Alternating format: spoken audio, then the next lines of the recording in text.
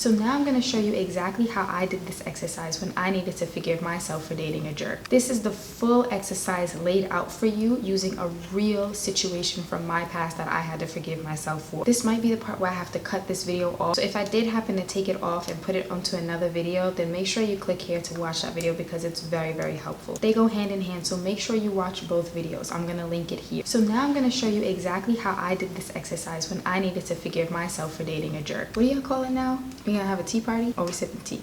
I think we sipping tea. Anyway, it's story time. So I dated this guy and I refused to say man. Was that salty? He did not treat me well. I gave way more of myself than he did. He was not a guy of my caliber or standards and I didn't know it at the time, or maybe I did. But either way, I ignored all the red signs. I ignored when my father was like, no, Kwani, please, I don't think this one is good for you. Hi, Dad. I ignored my sisters when they disapproved. One of them even called him demon. Hi, sisters. And I ignored my own intuition and I paid for it. I didn't like who I was with him. I didn't like how I felt. I didn't have his respect or commitment and I still gave myself to him. And that devastated me. It crushed me. I felt this big. When I came to my senses, I ended it, but I had already taken the hit, you know? I was so disappointed and ashamed. I was devastated. Like, how could you F with an F-boy? How could you be so dumb? You should know better than this. How could you let him use you like that? You're better than that, aren't you? And that right there was the revelation. See, as much as it hurt then to admit it, I didn't think that I was better than that. Because if I did, there's no way that that would have happened. And I was ashamed of that. And I only learned that through this exercise. I learned that through writing down what I was ashamed of and what I needed to forgive myself for. I was ashamed of giving myself to someone who treated me so poorly. I was ashamed of being so wrong and making such a bad decision. I was embarrassed that everybody was right. I needed to forgive myself for trying to love someone who didn't love me back and couldn't give me what I needed. And for allowing myself to be so vulnerable and trusting that it hurt me. So I learned that from the first part of this exercise. And it's important to mention that the reason that I knew that I was still being affected by this and that I even needed to forgive myself for this was because anytime that that point in my life came up or that I would even think about that, I would feel it in my body. I would cringe. I would literally just shake my head in shame and disappointment. My chest would get tight. So I knew that even though I had moved on from the situation, emotionally, I was still attached and it was still affecting me. The anger and the resentment and the judgment came rushing in. And so that's why I knew that I had to do this exercise. So the second part of this exercise, the comfort talk, is when I had that difficult but comforting conversation with myself. Here's what that looked like. How could I think that low of myself? Damn, I was really a fool.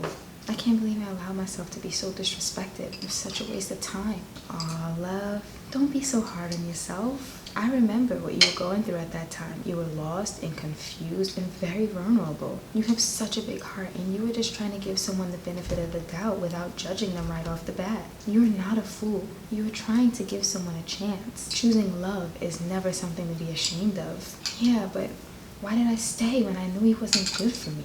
Why did I tolerate that? I feel stupid. Well, I think you were trying to be a good woman. Young girls get taught in so many ways that they should stand by their man and be loyal. It's just that you were loyal to the wrong person, and that's okay. When you were a child, you really wanted love from your mother, and she wasn't able to give it to you in the way that you needed. And you blamed yourself for her leaving, and that made you feel like you weren't worthy of love, or that you had to prove yourself to be loved. I remember, you felt abandoned, like your love was rejected and you weren't good enough. So when you got with him, the way that he treated you reminded you that deep down, you believed you were not worthy of love. And that's why you allowed yourself to be treated that way. It's not your fault. It's just an old story that you believe about yourself that isn't true. You are worthy of love and you are enough. It wasn't a waste. You learned so much about yourself and your needs. You've grown so much from the woman that you were then. Yeah, I guess you're right. That's true. Thank you for showing up for me. So you see what I did there?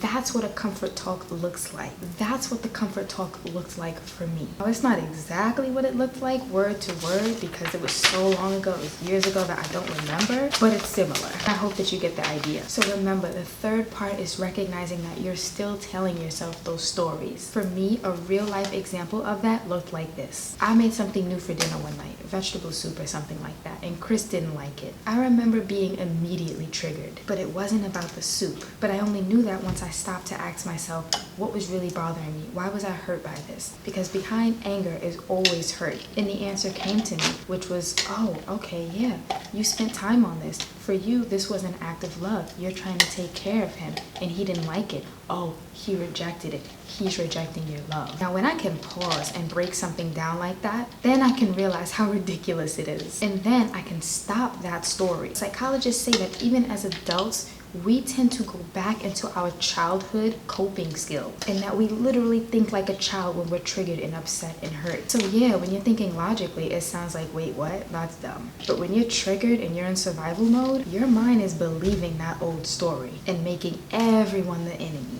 including you.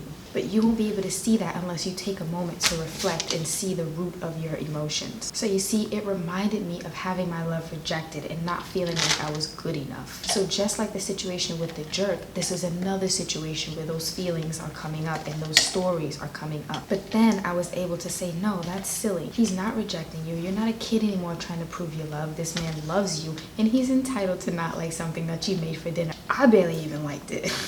So the anger went away, and I shared that with him, and we connected deeply. So it wasn't about the food, it was about that wound being picked at. Does that make sense? So that's an example of noticing when those stories and beliefs show up in your day-to-day and how to redirect them. So remember, it's not about the actual event, it's about the emotions and stories and beliefs that come up. That's what we're continuously forgiving ourselves for and redirecting. So I know that might have been a lot, so I'm gonna recap.